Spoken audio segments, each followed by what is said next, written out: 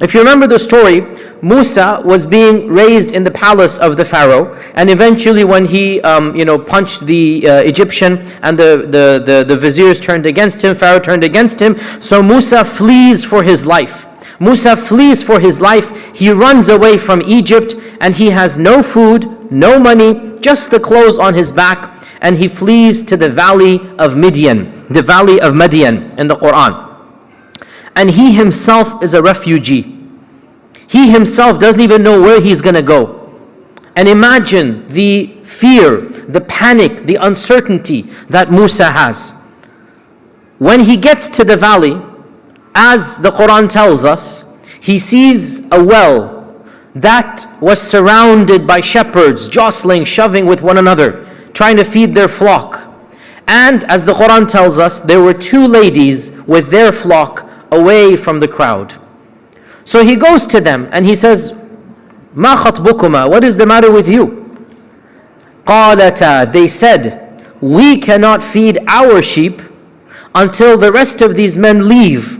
And by that time there's hardly going to be any water left. And don't blame us, we don't have any money to hire a servant, and our father is very elderly." Musa, as we know, volunteered to help them out. Here is where one of those micro butterfly effects is taking place. Musa himself is a refugee. Musa himself has no money to give them. He can't donate anything for them, but he donates the one thing that he does have, and that is the sweat of his brow. He's physically strong.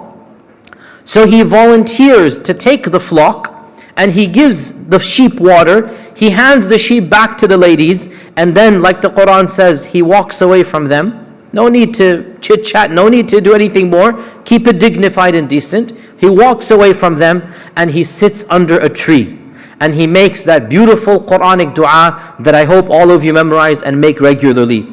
قَالَ رَبِّي إِنِّي لِمَا أَنزَلْتَ إِلَيَّ مِنْ خَيْرٍ فَقِيرٍ. He said, "Oh my Lord, I am a beggar to any good that you can give me. I'm a faqir, I'm a beggar. Any good you can give me, I would love it." What happens? Musa alayhi salam did one act of charity. This is the butterfly effect. He fed goats and sheep.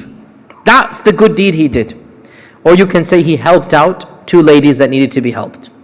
But how was the help? To feed goats and sheep. What was the impact of that good deed? What happened? Subhanallah. Within a few hours, one of them comes back. She's embarrassed, she's shy. And she says, "My father's inviting you. He wants to thank you for what you have done." So they go to the house of the father, and overnight, subhanallah, overnight, Musa has a career, he gets a salary, he gets a place to live, he gets a house, and on top of that, he gets a wife as well, mashallah, tabarakallah. Single brothers, if you want to get married, start feeding water to the people outside. This is the effect of a good deed. Do you think Musa understood any of this when he volunteered to help these ladies out? He didn't even know where he's going to go tomorrow. But when he was generous, Allah was generous to him.